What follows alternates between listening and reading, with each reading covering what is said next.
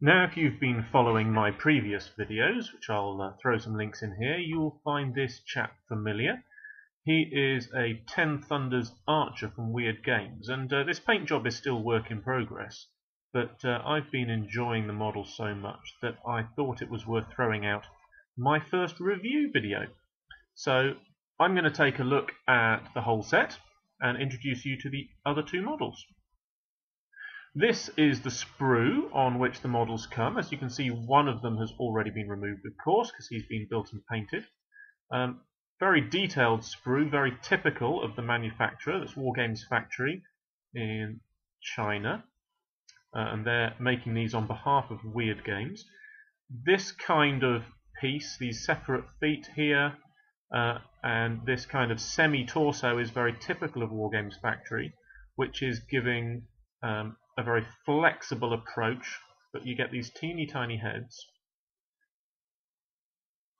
It's a very flexible approach. Here's the other head here. It's a very flexible approach to how you can cast and fit things on molds, but it does mean that all these parts only go together one way, so you lose the flexibility of multi-part kits from the likes of Games Workshop. Although it has to be said, they are going very much in the same direction these days.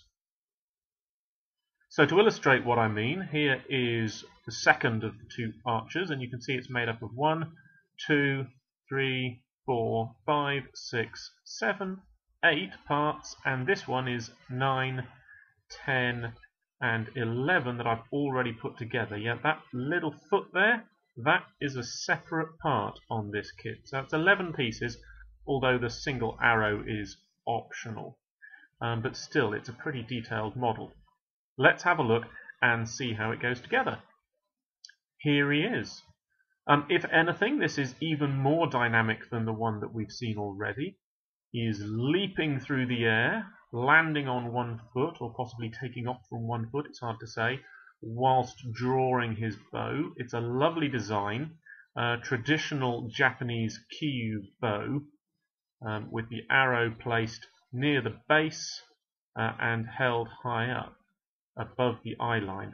But unfortunately, that arrow is so fragile. Can you see that? Yep, I snapped it. Guys, I'm a pro, and I snapped the arrow, and it would not go back in a straight line.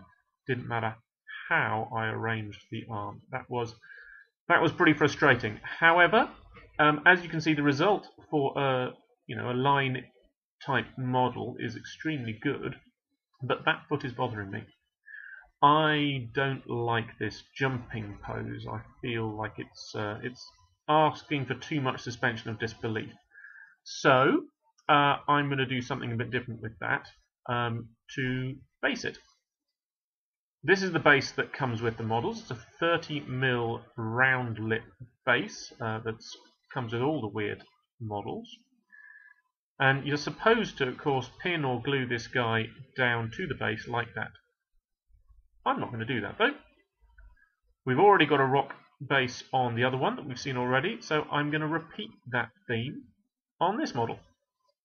And I'm going to put him down so that that back foot is actually resting on the rock at the back, like that. So, here we go. There he is.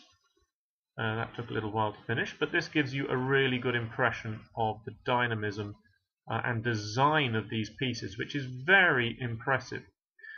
I'll show you the third one in a moment, but I guess the question is this or is this not a kit worth buying? Well, at £14 or $21, you're paying a fair old price for these guys. I mean, it's more than £4 per model, which my instinct says is somewhat over the odds of what these guys are worth. They are beautifully designed, lovely, generic, Far Eastern fantasy archers, and I'm really glad I've got them, but at full price, I think they are a little over the odds.